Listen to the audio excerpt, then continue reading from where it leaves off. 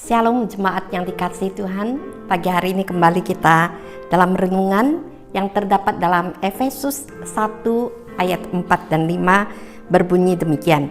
Sebab di dalam Dia Allah telah memilih kita sebelum dunia dijadikan, supaya kita kudus dan tak bercacat di hadapannya.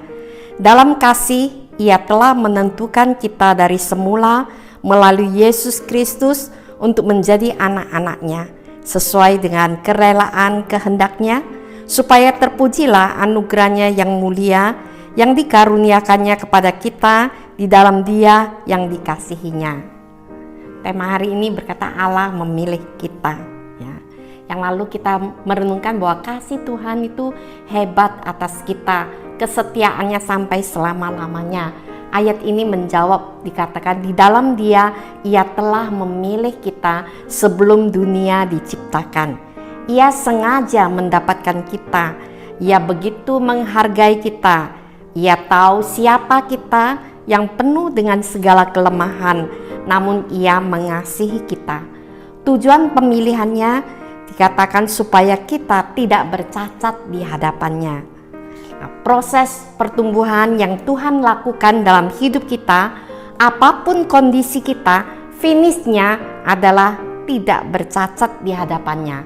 Itulah karya Tuhan atas hidup kita. Memikirkan hal ini cukup membuat kita seumur hidup bersyukur dan memuji Dia yang peduli tentang kita. Di dalam kasih-Nya, Ia menentukan kita menjadi anak-anak-Nya dan memasukkan kita dalam keluarga kerajaan Allah. Saya punya 3 anak, masing-masing di tempatnya. Walaupun kangen tidak bisa kumpul bersama, ya, karena dipisahkan oleh waktu dan jarak maupun maut, ya. Tetapi keluarga Allah dalam dunia ini yaitu gerejanya. Dalam gerejanya hubungan itu tidak berakhir karena kita berhubungan sampai dalam kekekalan. Hari ini orang yang berpikir bisa pindah gereja itu sama sekali tidak sesuai dengan hati Tuhan. Karena di dunia tidak ada gereja yang sempurna. Jika ada yang sempurna, bisa karena kehadiran kita jadi tidak sempurna.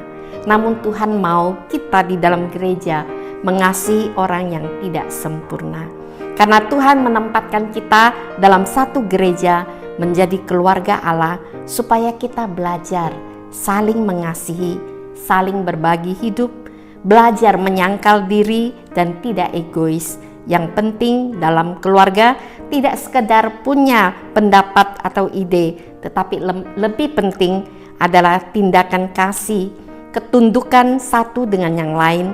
Kita diproses semakin serupa dengan Kristus. Itulah perbedaan gereja dengan organisasi pada umumnya. Inilah yang membedakan pelayanan dan pekerjaan. Mari kita dalam komunitas Hosana mengamalkan firman dengan mengasihi dengan lebih sungguh, karena kasih adalah alat terindah dalam hidup. Tanpa kasih semua tidak berguna. Hanya kasih tinggal selama-lamanya. Allah menilai kita dengan melihat bagaimana kita mengasihi. Kasih itu kekuatan hidup dan pelayanan kita menjadi berkat sebagai anak-anak Allah dalam keluarga Allah, supaya terpujilah kasih karunia-Nya yang mulia yang dikaruniakannya kepada kita di dalam Dia yang dikasihi. Tuhan menolong komunitas kita sesuai rencana Tuhan untuk saling menerima, saling mengasihi dan saling mengampuni, serta saling menopang satu dengan yang lain. Semua kita bertumbuh seturut kehendak-Nya. Amin. Kita berdoa.